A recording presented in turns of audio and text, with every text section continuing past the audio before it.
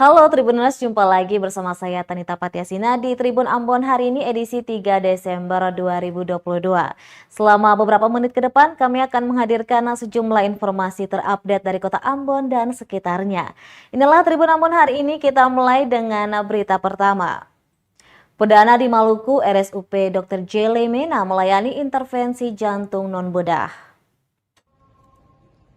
Untuk pertama kalinya di Maluku, RSUP Dr. J. Lemena melaksanakan pelayanan percutaneous coronary intervention atau PCI atau intervensi jantung non-bedah Jumat 2 Desember 2022. Direktur Utama RSUP Dr. J. Lemena, Dr. Saraswati, mengemukakan pelayanan ini dilaksanakan dengan dukungan dari Rumah Sakit Harapan Kita. Pada pelaksanaan perdana ini, setidaknya 6 pasien diberikan pelayanan intervensi jantung non-bedah. Kemudian akan dilanjutkan dengan 2 pasien lainnya pada Sabtu 3 Desember 2022. Dia menambahkan masyarakat juga tak perlu khawatir sebab pihaknya juga dalam perencanaan untuk bekerja sama dengan BPJS Kesehatan untuk bisa membantu pembiayaan layanan intervensi jantung non-bedah di RSUP Dr. J. Lemena. Sementara itu, Direktur Sumber Daya Manusia, Pendidikan dan Penelitian Rumah Sakit Harapan Kita, Dr. Basuni Radi menerangkan pihaknya diberikan tugas dari Kemenkes Republik Indonesia untuk bisa mengampu jejaring layanan kardiovaskular bagi seluruh rumah sakit di Indonesia termasuk RSUP Dr. J. Lemena. Selama ini, kata dia, Rumah Sakit Harapan Kita kerap menerima pasien dari berbagai sudut negeri. Pelayanan intervensi jantung non-bedah di RSUP Dr. J. Lemena ini merupakan tahap awal tindakan yang bisa dilakukan tanpa harus belah dada.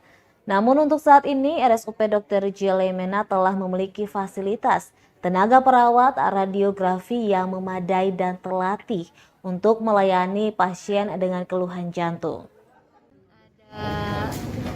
6 pasien dan besok 2 pasien. Mulai tadi setelah ada disaksikan oleh Pak Sekda, kita sudah mulai dari jam 8:30 tadi untuk tindakan disebutnya percutaneous coronary intervention. Kegiatan lanjutannya yang mempunyai, karena kita diampunya oleh Rumah Sakit Jantung Harapan Kita, maka yang mempunyai planning dan juga penjadwalan itu dari Rumah Sakit Jantung Pembuluh Darah Harapan Kita. Di sini ada Dr. Basuni Radi, beliau Direktur SDM Pendidikan dan Pelatihan Rumah Sakit Jantung Pembuluh Darah Harapan Kita yang sudah membuat sebuah planning roadmap sampai tahun 2024.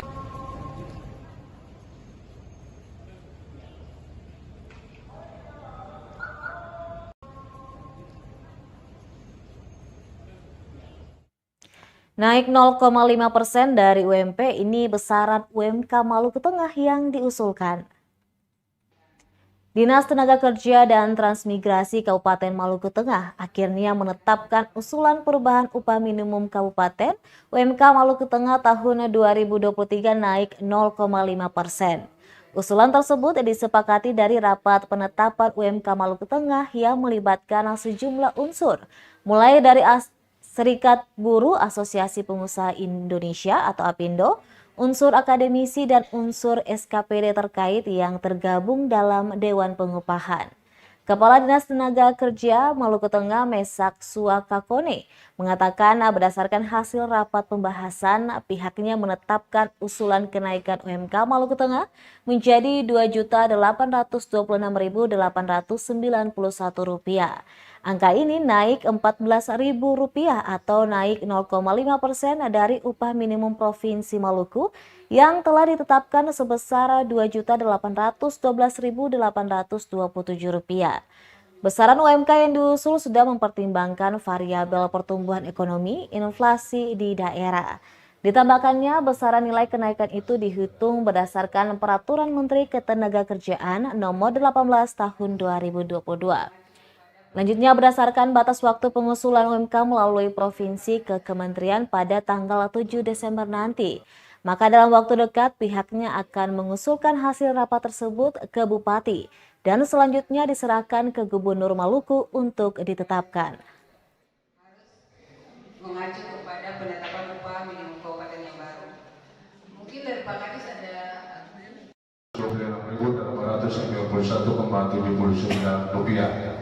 Sekali lagi kita menyampaikan terima kasih atas rapat bersama Dewan Pengupahan Usaha ini, sehingga kita telah menetapkan upah minimum Kabupaten Maluku Tengah tahun 2023 sebesar Rp2.891,79, naik 0,5% dari upah minimum provinsi tahun 2023. Untuk itu, dengan memanjatkan puji dan syukur kehadirat Tuhan Yang Maha Kuasa, maka hari ini Jumat tanggal 2 Desember tahun 2022, saya menutup rapat penetapan upah minimum Kabupaten Maluku Tengah tahun 2023 dengan resmi.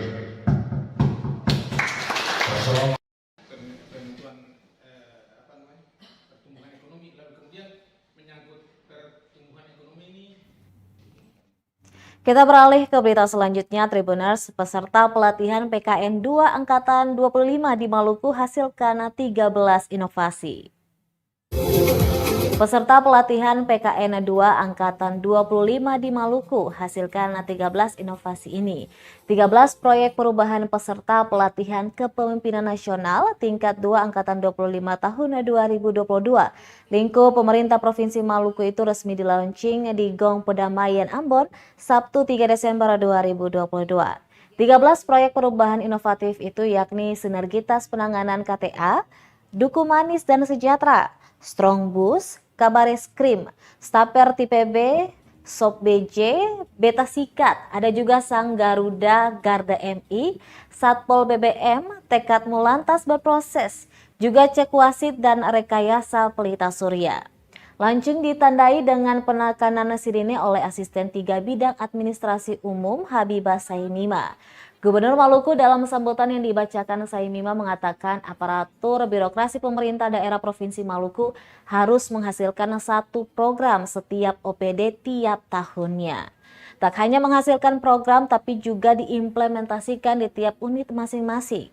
Murad berharap pemerintah daerah harus terus berinovasi dan Maluku menjadi daerah sangat inovatif. Salah satu hasil karya yang dilaunching dari Kepala Dinas Energi dan Sumber Daya Mineral Provinsi Maluku Abdul Haris yakni rekayasa pelita surya. Bukan panel surya biasa, pelita surya karya Abdul Haris dan timnya ini bersifat dinamis dengan mengikuti pergerakan matahari. Pembangkit listrik tenaga surya ini memiliki alat sun tracking sehingga penyerapan energi surya lebih maksimal. Diketahui dalam launching juga dilakukan penandatanganan kesepakatan bersama antara pemerintah Provinsi Maluku dengan Polda Maluku, Kejaksaan Tinggi Maluku, Pengadilan Tinggi Ambon, Kanwil Hukum dan HAM Provinsi Maluku, juga Pengadilan Tinggi Agama Ambon dan Badan Pusat Statistik Provinsi Maluku. Jaringan listrik itu paling sampai kepada ibu kota, kecamatan dan sebagainya. Kalau sudah sampai ke pulau-pulau, desa-desa yang terpencil itu agak sulit dijangkau oleh jaringan PLN. Karena memang biaya investasinya itu sangat mahal. Pembangkit listriknya, kemudian tiangnya, jaringannya, dan lain-lain itu sangat, kalau dihitung-hitung balikannya daripada masyarakat itu tidak seimbang, pasti PLN tidak akan sampai menyediakan infrastruktur ketenaga listrikan itu sampai ke desa-desa. Sehingga PLTS ini sangat membantu. Dalam kenyataannya yang kita lihat, PLTS yang ada ini sifatnya statis. Dia dipasang di atas bangunan, baik itu rumah, tinggal atau gedung perkantoran dan lain-lain, mengikuti bentuk bangunannya.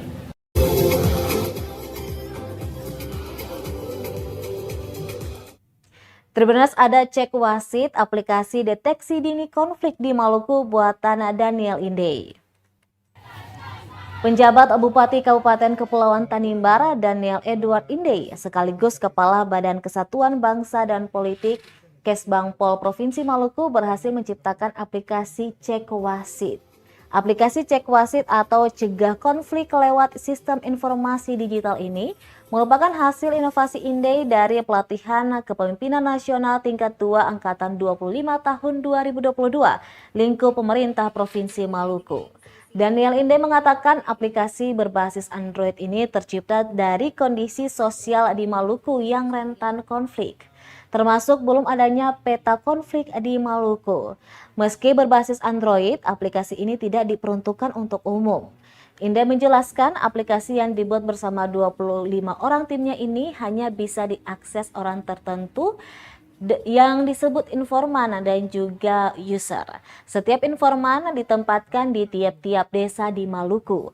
Dan bila terjadi konflik, maka informan bisa langsung melapor lewat aplikasi, termasuk melaporkan waktu dan tempat lokasi terjadi. Di aplikasi yang dikerjakan 2 bulan itu juga terdapat jenis konflik seperti konflik antar warga ataupun karena batas wilayah. Dan bila ada laporan di aplikasi, maka pemerintah secara berjenjang akan langsung mengetahui dan bisa menindaklanjuti.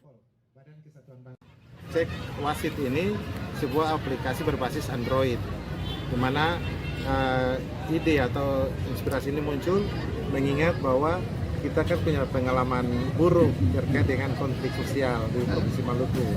Kemudian yang kedua, ini juga karena kita belum membuat peta konflik di Provinsi Maluku, sehingga muncullah ide ini untuk bagaimana kita memanfaatkan teknologi informasi.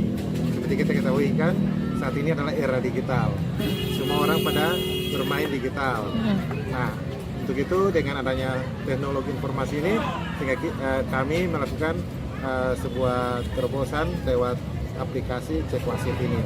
Nah, di mana aplikasi ini akan membantu user untuk mengetahui informasi dini terkait dengan konflik di suatu wilayah, terutama di tingkat desa.